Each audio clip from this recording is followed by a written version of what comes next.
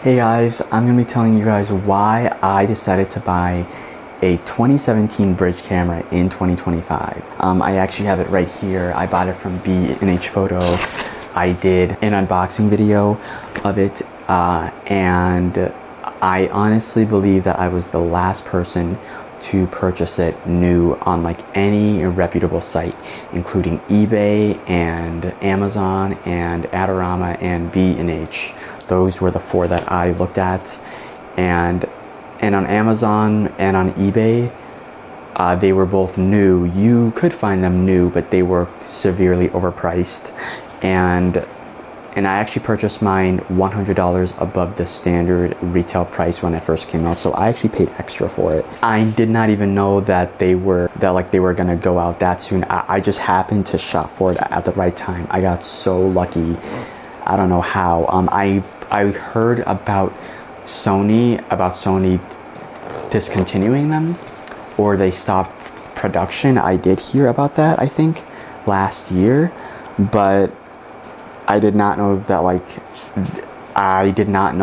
they completely stopped selling them like normally new on Amazon and on eBay. I swear I did not even know the best timing. I'm so glad. Here it actually is. It's called the Sony RX10 IV. This is a bridge camera and it's really great. So honestly, like, what do I like about it? Everything, really. Everything is really great about it. I know that sounds very odd. Just about everything. I still cannot believe I was the last person to buy it, because just a few days after I purchased it on B&H,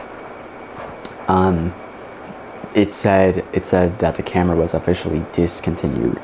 Dude, I don't know if it was timing or like whatever, and it's not like I follow this camera every day, right? I knew that they were stopping production of it, but I got it, and honestly, it is great. I just don't know how to really use it fully yet. Apparently I did a bunch of research on this too. I'm more excited about this than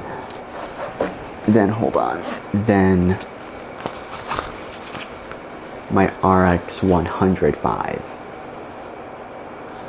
which is a point and shoot camera. If you guys can see that.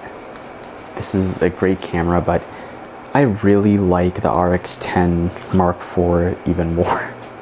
I know that sounds so weird. It's like, imagine having the honeymoon phase, but it never ends. That is literally what the RX10 IV is like. It just blows me away. It has amazing features. If you've heard about the saying that it's an all-in-one camera, that is actually true. Definitely. It even has mic input, like a mic jack. And the reason why I bought this is because this is more of like a camera that I want to use outside of YouTube. Now I still can use it for YouTube if I want to, but it does not have a flip out screen.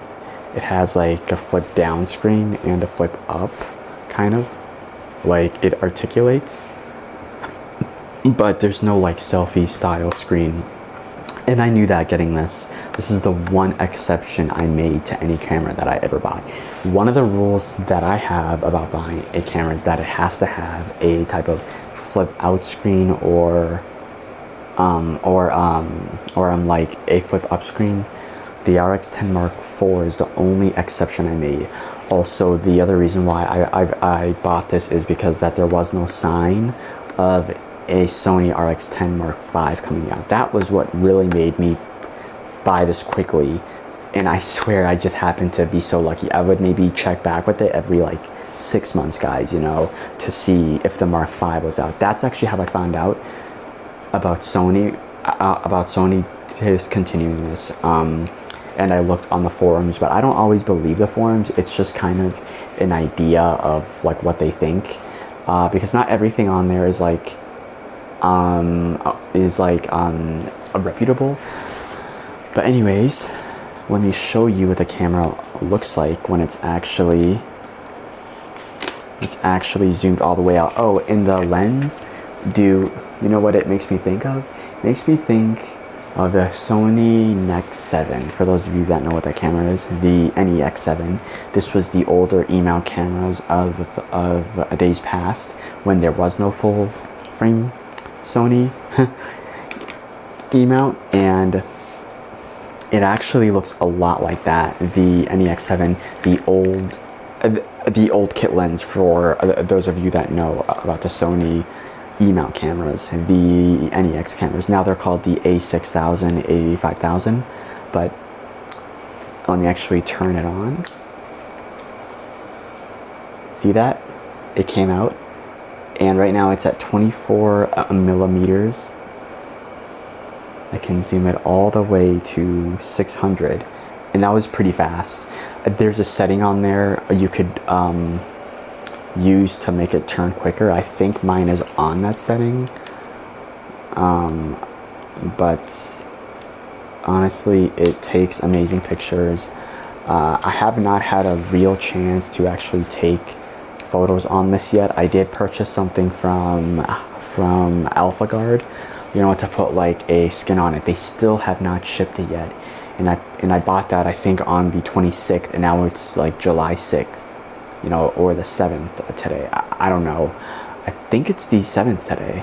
Yeah, and they still have not shipped. I literally have to get back to them because like I don't want this skin to be like exposed. I want the skin on it, you know, to like keep it in really great condition, because the reason why that I bought this new was because Sony was not gonna launch the Mark V, if like anytime soon, and the fourth and the Mark IV version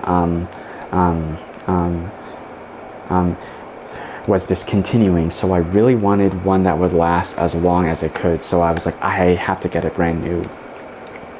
And something to notice that a lot of people are not saying, that it did come with the 2.0 version, the update I mean. So like if you purchase this, you don't have to put it in the computer to update it. That's just what I've noticed. I mean, it doesn't really matter now because there's no more like official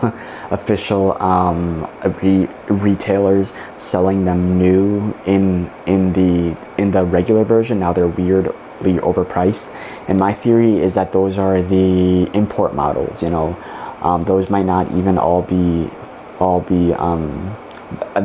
the ones from the US. So I try to stay away from those. I know that Abe's and Main's, I think it's called Abe's and Main, is another camera store, but I think that they sell the import model or the gray market model. That's another word for it.